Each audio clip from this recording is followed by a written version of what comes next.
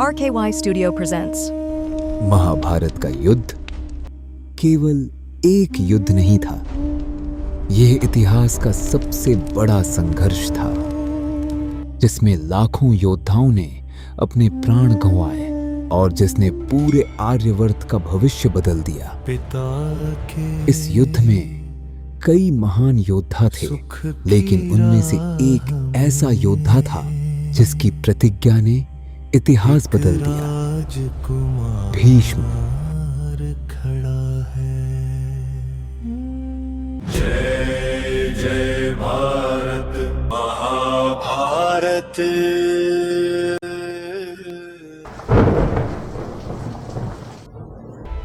भीष्म की प्रतिज्ञा के बाद हस्तिनापुर का भविष्य बदल चुका था। हस्तिनापुर के राजा शांतनु एक महान और न्यायप्रिय शासक थे। एक दिन गंगा नदी के किनारे उनकी मुलाकात एक सुंदर और बुद्धिमान युवती से हुई। उस युवती का नाम था सत्यवती। कुछ समय बाद राजा शांतनु ने सत्यवती से विवाह किया और इसी विवाह से कुरुवंश की नई कहानी शुरू हुई। सत्यवती, आज से तुम हस्तिनापुर की रानी हो। महाराज, मैं इस राज्य के धर्म और मर्यादा की रक्षा करूंगी। समय बीतता गया और हस्तिनापुर के महल में एक नई आशा जन्म लेने वाली थी। और कुछ समय बाद सत्यवती के 2 पुत्र हुए, चित्रांगद और विचित्रवीर्य। मेरे पुत्र, एक दिन तुम ही इस महान राज्य का भविष्य बनोगे। समय के साथ दोनों राजकुमार बड़े होने लगे और जल्द ही वे हस्तिनापुर के योग्य योद्धा बनने लगे। भीष्म पितामह ने दोनों राजकुमारों को युद्ध और शासन की शिक्षा दी। बच्चों, याद रखो, एक सच्चा राजा केवल शक्तिशाली नहीं, न्यायप्रिय भी होता है। लेकिन समय के साथ राजा शांतनु का जीवन अंत की ओर बढ़ने लगा। देवव्रत, मैंने तुम्हें हमेशा एक पुत्र नहीं, एक महान योद्धा के रूप में देखा है। लेकिन आज मैं एक पिता के रूप में तुमसे कहता हूं, तुमने मेरे लिए जो त्याग किया है, उसका अर्थ मैं कभी नहीं चुका सकता। पिताश्री, आपका सुख ही मेरा धर्म था और रहेगा। मुझे तुम पर गर्व है देवव्रत। हस्तिनापुर तुम्हारे हाथों में सुरक्षित है। मैं वचन देता हूं पिताश्री, जब तक मैं जीवित हूं, हस्तिनापुर पर कोई आंच नहीं आने दूंगा।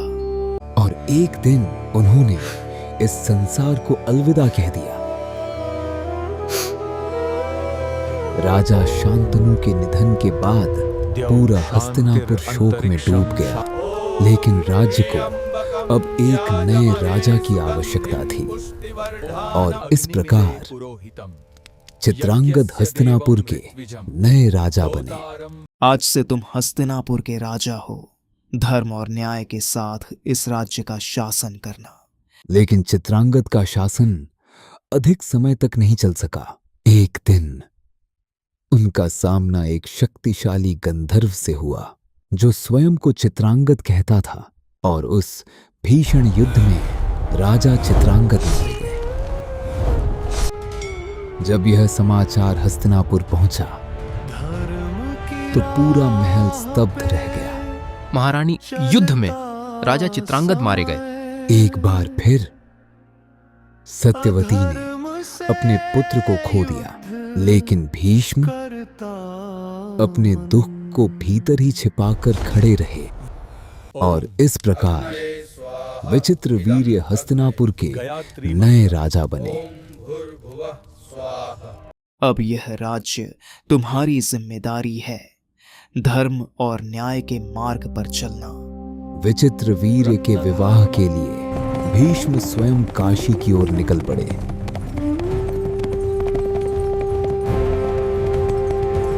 जहां काशी की 3 राजकुमारियों का स्वयंवर आयोजित था, अंबा, अंबिका और अंबालिका।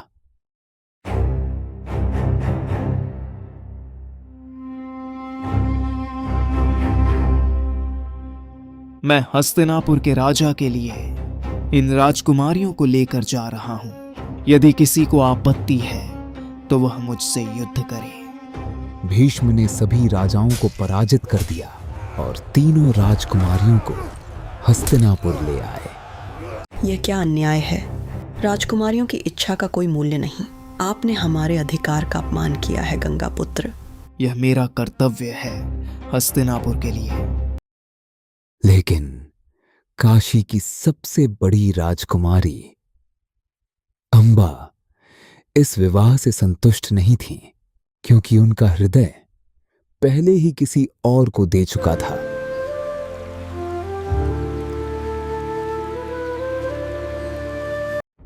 भीष्म, आपने मेरा स्वयंवर छीन लिया। मैं पहले ही शाल्व से प्रेम करती हूँ। यदि ऐसा है तो तुम स्वतंत्र हो।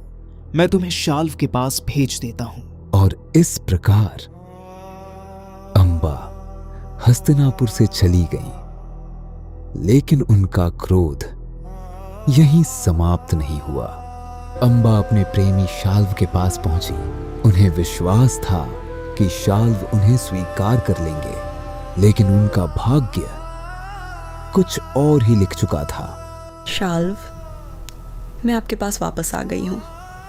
अब मुझे स्वीकार कर लीजिए। अंबा, तुम्हें भीष्म ने जीता था, अब तुम मेरी नहीं हो सकती। क्या प्रेम इतना कमजोर होता है? ये मेरा निर्णय है। मैं तुम्हें स्वीकार नहीं कर सकता। और इसी क्षण अंबा का हृदय पूरी तरह टूट गया। अपमान और क्रोध से भरी अंबा वन में चली गई और भगवान शिव को प्रसन्न करने के लिए कठोर तपस्या करने लगी। हे महादेव, मुझे न्याय चाहिए। मैं भीष्म से बदला लेना चाहती हूँ। तुम्हारा यह संकल्प पूर्ण होगा, लेकिन इस जन्म में नहीं, अगले जन्म में तुम ही भीष्म के पतन का कारण बनोगी। और यही वचन महाभारत के भविष्य को बदलने वाला था। लेकिन हस्तिनापुर में एक और संकट आने वाला था। राजा विचित्रवीर्य गंभीर रूप से बीमार पड़ गए।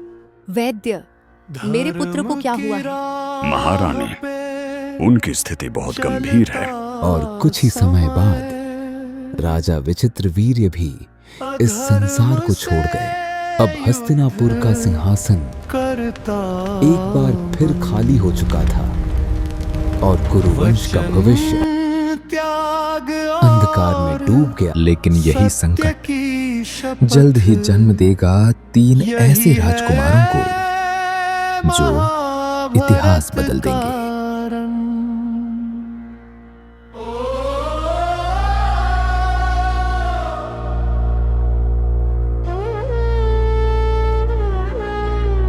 युगों की गाथा, वीरों की कथा, रक्त और धर्म का संग्राम।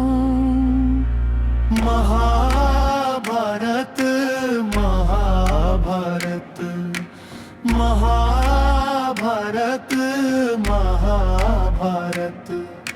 धर्म का होगा अब अभिराम। महाभारत, महाभारत, महाभारत, महाभारत।